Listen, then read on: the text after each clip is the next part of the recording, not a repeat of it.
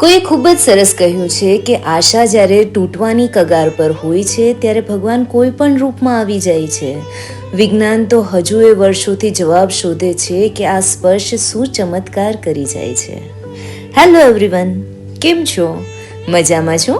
હું છું પૂનમ ધાનક. હું વાર્તા કહું છું અને સપનાઓ વહેંચું છું, શબ્દો તમારા અને સ્વર મારા.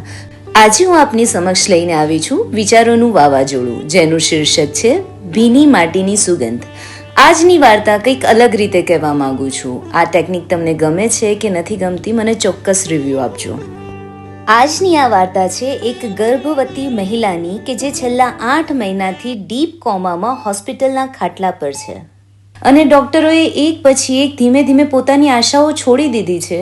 અને ત્યારે જ એવું કંઈક થયું કે એક નાનકડો છોકરો વરસતા વરસાદમાં માટીથી ભરેલી એક બરણી લઈને અંદર આવ્યો અને એણે એવું કંઈક કર્યું કે જેને કોઈ પણ મેડિકલ સાયન્સ સંપૂર્ણપણે હજુ સુધી સમજાવી શક્યું નથી.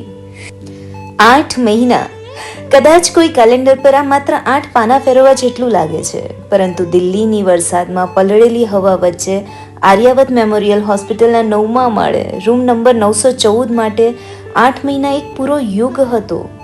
એવો યુગ કે જેમાં સમય આગળ વધતો રહ્યો પણ રૂમની અંદરનું બધું જ એક જગ્યાએ થંભી ગયું હતું.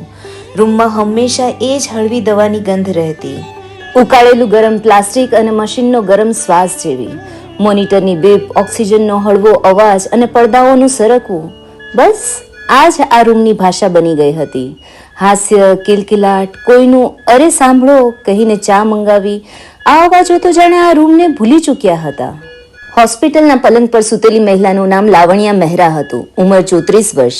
તે એક પ્રાઇમરી સ્કૂલમાં ભણાવતી હતી. એક એવી શિક્ષિકા કે જે બાળકોના માત્ર નામ જ નહીં પણ એની આંખોમાં છુપાયેલી પરેશાનીઓ પણ યાદ રાખતી હતી. તે 21 અઠવાડિયાની ગર્ભવતી હતી જ્યારે રવિવારની એક સાધારણ બપોર અચાનક અસાધારણ બની ગઈ.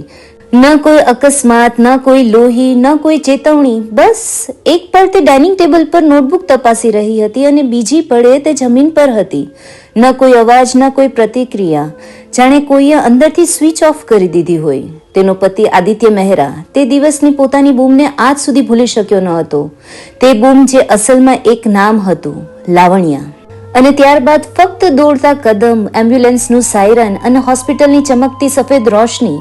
ડોક્ટરોએ કહ્યું હતું ડીપ સસ્ટેઇન્ડ અનકોન્શિયસનેસ. કેટલાકે તેને કોમા કહ્યું, કેટલાકે એવું પણ કહ્યું કે આવા કિસ્સાઓમાં શરીર મોટે ભાગે હાર માની લે છે, ખાસ કરીને જ્યારે અંદર બીજો જીવ પણ પડી રહ્યો હોય. પરંતુ લાવણ્યાનું શરીર અથવા કદાચ તેની અંદર ઉછરી રહેલું બાળક કોઈ પણ હાર માનવા તૈયાર નહોતું.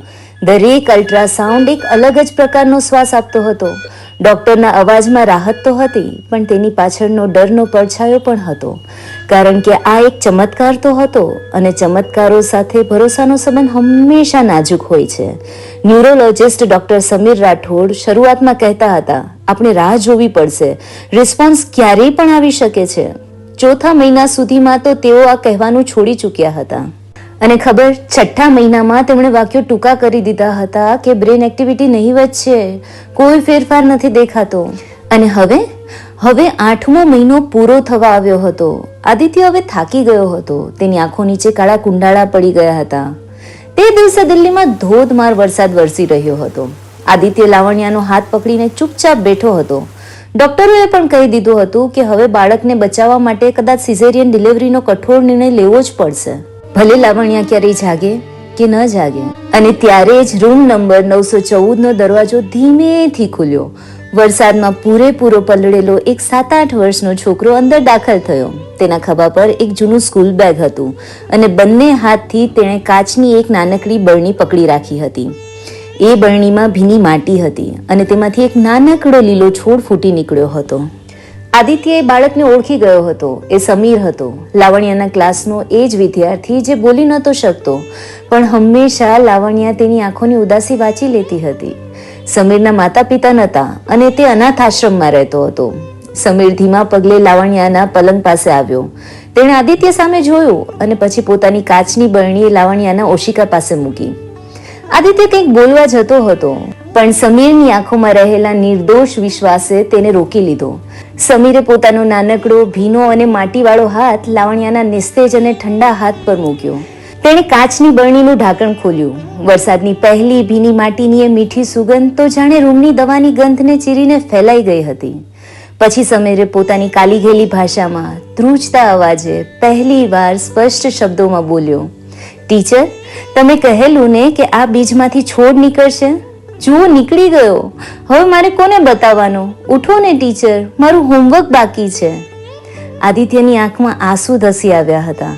આ એ જ બીજ હતું જે કોમામાં ગયાના આગલા દિવસે લાવણ્યાએ સમીર સાથે સ્કૂલમાં બગીચામાં રોપ્યું હતું.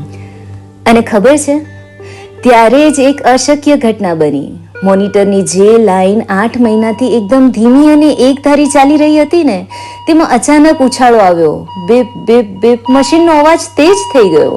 આદિત્ય ચોકીનો ઊભો થઈ ગયો. લાવણ્યાના હાથની આંગળીઓમાં સહેજ ધ્રુજારી થઈ. એ આંગળીઓએ સમીરના માટીવાળા હાથને હળવેથી પકડવાનો પ્રયાસ કર્યો. લાવણ્યાની બંધ આંખોના ખૂણામાંથી એક ગરમ આંસુ સરી પડ્યું. ભીની માટીની સુગંધ, એક નિસ્વાર્થ બાળકનો સ્પર્શ અને તેના અવાજે જાણે લાવણ્યાના મગજના એ સૂતેલા હિસ્સાને જગાડી દીધો હતો, જે તમામ મેડિકલ સાયન્સ માટે એક કોયડો હતો. થોડી જ વારમાં ડોક્ટર સમીર રાઠોડ અને નર્સો દોડી આવ્યા. તેઓ સ્તબ્ધ હતા. બ્રેઇન એક્ટિવિટીનો ગ્રાફ મોનિટર પર ઝડપથી બદલાઈ રહ્યો હતો અને લાવણ્યા કોમામાંથી ધીરે ધીરે બહાર આવી રહી હતી. આ એક ચમત્કાર છે આદિત્ય, ડોક્ટર રાઠોડે અચંબાથી કહ્યું. વિજ્ઞાન પાસે મશીનો હતા, દવાઓ હતી, પણ એક બાળકના પ્રેમની તાકાત અને ભીની માટીની એ સુગંધે લાવણ્યાને પાછી ખેંચી લાવી હતી. થોડા અઠવાડિયા પછી લાવણ્યા સંપૂર્ણ ભાનમાં આવી ગઈ અને એણે એક સ્વસ્થ અને સુંદર દીકરીને જન્મ પણ આપ્યો. આજે પણ એ કાચની બરણી અને એમાં ઉગેલો છોડ તેમના ઘરની બારી પાસે મૂકેલો છે, એ વાતની સાબિતી તરીકે કે ક્યારેક પ્રેમ અને આશાની જ્યોત મેડિકલ સાયન્સના રિપોર્ટ કરતાં પણ વધુ શક્તિશાળી હોય છે. ખરું ને? બસ આટલી જ હતી આ વાત. વાત બહુ નાનકડી છે, પણ સમજાવે છે ઘણું. ક્યારેક ભગવાન મંદિરની મૂર્તિમાં નહીં, પણ એક નિર્દોષ બાળકના સ્પર્શમાં મળી જાય છે. જ્યારે પ્રાર્થનાઓ થાકી જાય ને, ત્યારે પ્રેમ પોતે જ પ્રાર્થના બની જાય છે. ક્યારેક જીવન અને મૃત્યુ વચ્ચેનું અંતર દવા કે મશીનો નહીં, પણ એક લાગણી ભર્યો સ્પર્શ પણ ચમત્કાર કરી જાય છે.